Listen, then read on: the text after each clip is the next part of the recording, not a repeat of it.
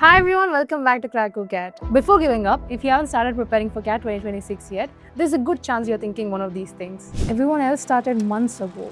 I wasted too much time. Maybe CAT 2026 is already gone for me. Before you decide that, I want you to hear about a few real CAT aspirants. Virajita Vaja, a Krakow student, started her CAT preparation in September and went on to score 99.93 percentile in CAT. Then there's Adira Joshi, who joined Krakow's July course and went on to score an incredible 99.99 percentile.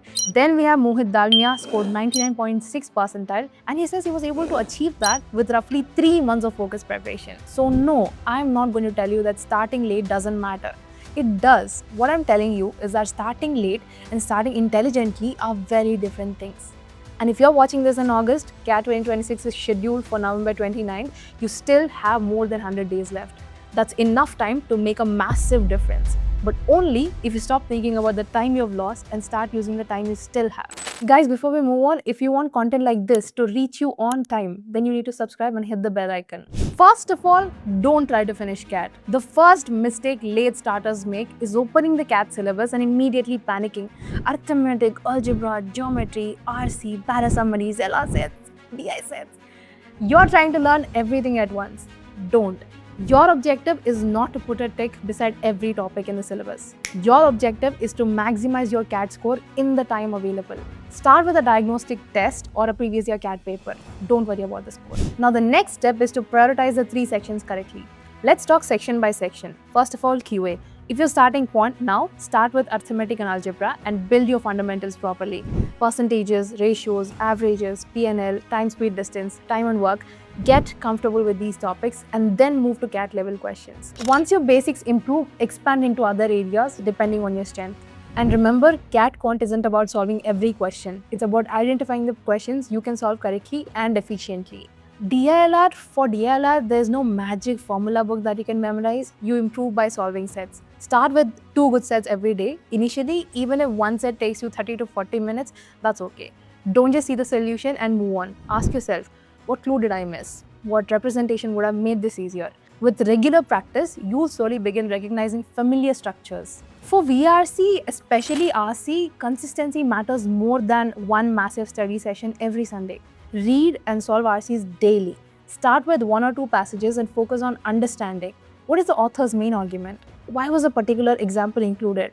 What is the author's tone? And most importantly, why is my wrong option the wrong option? VRC improvement often comes from understanding your mistakes rather than simply increasing your number of attempts. And the next step would be building your schedule that you can actually follow. If you're a college student or a working professional, even 3 focused hours on weekdays can be useful if those 3 hours are structured. For example, 60 minutes quant concepts, 45 minutes DILR sets, 45 minutes VRC practice, 30 minutes reviewing mistakes or revising. On weekends, increase your practice and start adding mocks. If you have more time, then great. But don't judge your preparation only by the number of hours you sit at a desk.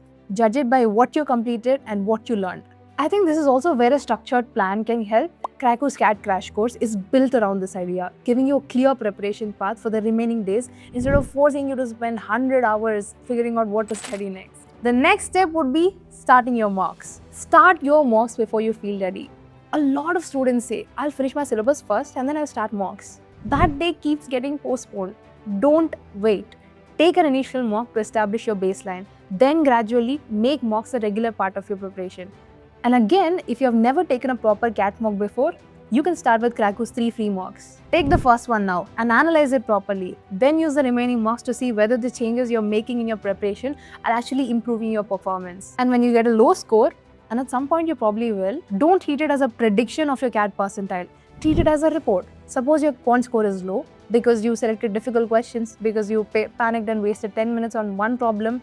Those are completely different problems and each one needs a different solution. Mock analysis is where your preparation becomes personalized. Next step is to attack your weak areas intelligently. Don't say I'm bad at VRC. That's too vague.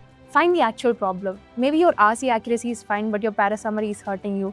Maybe you're good at arithmetic but weak in algebra. Maybe you can solve DLR sets at home but you're choosing the wrong sets under time pressure.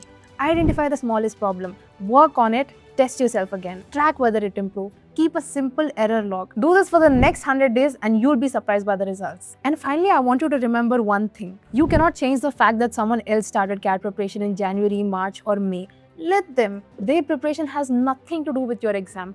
CAT isn't going to ask you when did you start preparing. It's going to put a paper in front of you and give you a limited amount of time to perform. That's it. You don't need to become perfect over the next few months. You need to become better every single week. Better at choosing questions, better at eliminating options, better at solving sets, better at managing time pressure, better at understanding your own strengths. We have seen students begin late. We have seen students struggle in their first attempts. We have seen people return to maths after years of not solving it and still score exceptionally well. So if you have been waiting for some sign, then you should finally start. This is it. CAT 2026 is still in your hands. Don't give up before you even started. Start today and give yourself the chance to find out how far you can go. Thank you so much for watching and make sure to subscribe to the channel. See you in the next video.